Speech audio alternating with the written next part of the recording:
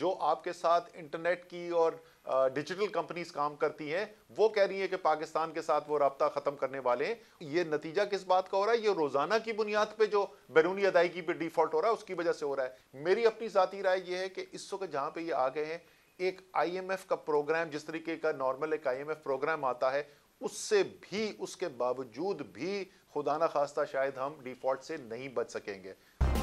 Subscribe करें और bell दबाएं ताकि कोई खबर रह न जाए।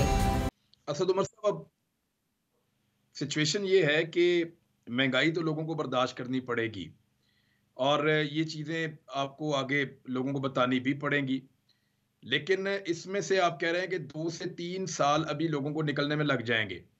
हम पिछले चंद महीनों से इस पे बात कर रहे हैं कि पाकिस्तान खुदा न खास्ता डिफॉल्ट कर सकता है इन माशी पॉलिसियों की वजह से।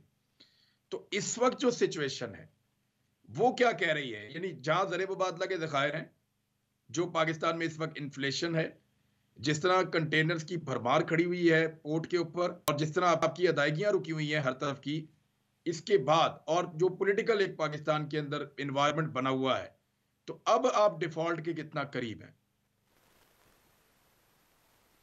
देखिए इमरान, पहली बात तो यह है कि बैरूनी अदायगियाँ जो करनी होती हैं उसमें कर्ज़ की अदायगी और कर्ज़ के ऊपर जो सूद है उसकी अदायगी एक हिस्सा है, और उसके ऊपर पाकिस्तान ने अपनी तारीख में डिफ़ॉल्ट नहीं किया और अभी आज तक उस पर डिफ़ॉल्ट नहीं किया। लेकिन सिवाय उस अरसे के जिस वक्त इंटरनेशनल सैंक्शंस लगी थी, ये पहली दफ़ा पाकिस्तान में हो रहा है कि बाकी तमाम बैरूनी अदायगियों के ऊपर मुस्तकिल तौर पर डिफ़ॉल्ट, रोज़ाना की बुनियाद पर डिफ़ॉल्ट हो रहा है। वो जो आप कंटेनर्स की बात कर रहे हैं, इस वक्त ये सूरत हाल है, आलमी एयरलाइंस ने धमकी दे दी है, उनके को $250 मिलियन से ज़्यादा फंस गए कि फ़्लाइटें पाकिस्तान में बंद कर देंगे। जो शिपिंग लाइन्स हैं जिसके ज़रिए आपकी सारी बरामदात जो हैं वो जाती हैं, दरामदात आती हैं, वो अब धमकी दे रहे हैं कि पाकिस्तान शिपें भेजना बंद कर देंगे कि उनकी पेमेंट्स नहीं हो रही। जो आपके साथ इंटरनेट की और डिजिटल कंपनीज काम करती हैं, वो कह रही हैं कि पाकिस्तान के साथ वो राब्ता ख़त्म करने वाले हैं।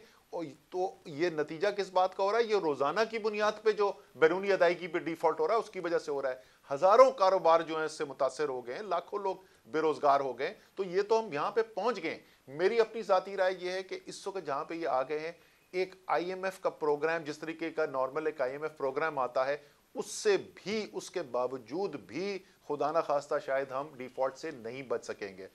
बुनियादी इस्लाहात की ज़रूरत है, डेट की, कर्ज़ों की रिस्ट्रक्चरिंग की ज़रूरत है, और वो कर्ज़ों की रिस्ट्रक्चरिंग, जैसे मैंने कहा, जब तक आप बुनियादी इस्लाहात, दूररस इस्लाहात नहीं करेंगे तो आपको मुमकिन नहीं होगा। कब ये क्या डिफॉल्ट होगा या नहीं होगा, आप मुझे इस बात का जवाब दे दें कि पाकिस्तान के आइन पर अमल होगा या नहीं होगा, तो मैं इसका जवाब दे सकता हूं। क्योंकि इस वक्त मुझे जो सबसे बड़ा खतरा नजर आ रहा है, पाकिस्तान का आइन मुझे खतरे में नजर आ रहा है। जिस किस्म की ये फैसले कर रहे हैं, इलेक्शन की डेट नहीं दी जा रही है, खुल्लम खुल्ला आइन के साथ बगावत की जा रही है, सबसे बड़ा और फौरी खतरा तो वो नजर आ रहा है। और अगर उस रास्ते में चलते रहे तो 100% हम डिफॉल्ट की तरफ चले जाएंगे। 2022 बहुत सारे तोहफे भी देखे गया पाकिस्तान की अवाम को एक तोहफा ये दिया कि अवाम को पता चल गया कि पाकिस्तान का मीडिया क्या है। साल 2022 में सबसे ज्यादा देखे जाने वाला चैनल बोल न्यूज रहा नंबर 1। हमने बहुत सारे शोज और ट्रांसमिशंस की, पूरा साल मुसलसल जदोजहद में निकल गया कि ये वोट ऑफ कॉन्फिडेंस के पीछे कौन लोग थे।